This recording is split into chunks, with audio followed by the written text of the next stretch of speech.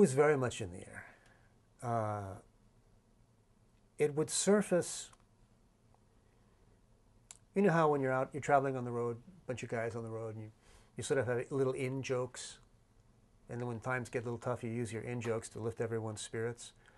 People would be saying, "Show me your papers," you know, and that came from every step of the way in South Africa. They had to produce documents when they went in the radio station, when they went to the gig, everywhere they went, they were constantly being asked to show their documents, you know.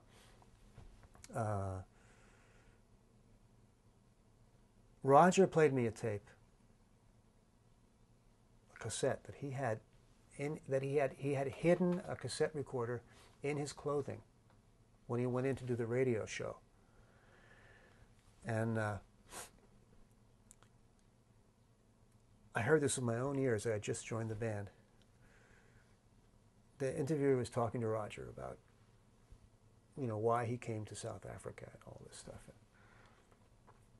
Roger mentioned Dusty Springfield, right?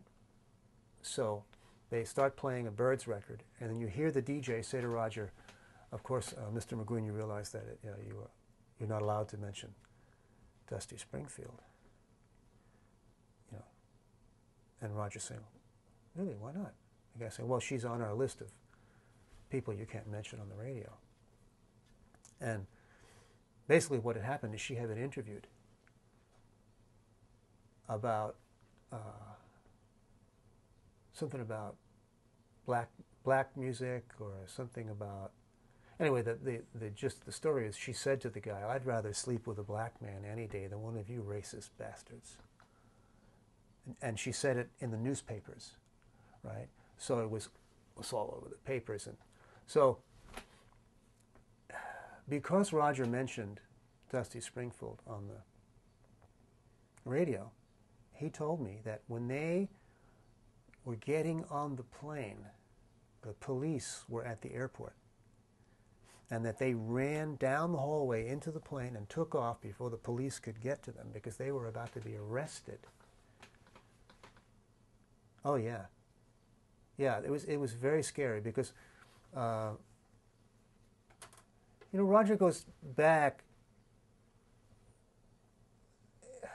He has deep roots in folk music, and he knew Miriam Makeba, who comes from South Africa. And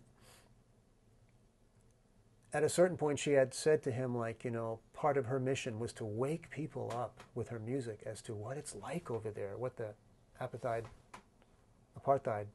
was like. And she had said to Roger, "Roger, you have to go as an entertainer, as an artist, as a musician. You have to go. You have to go there for yourself. You've got to see it." Right? So he said to her, "Okay, I will." And that was the reason they went to South Africa. You know, and then once they got there, they realized it was really dangerous because obviously their music spoke to certain values that the government was afraid of. Imagine that. Imagine music having that power. But anyway, yeah. So it was very much in the air, and they would joke about it, but then in private moments, different people would tell me stories about what it was like to be there and how scary it was. For grown men who had no lack of self-confidence, having been all over the place, you know, to say, it was really scary, man. We had to get out of there.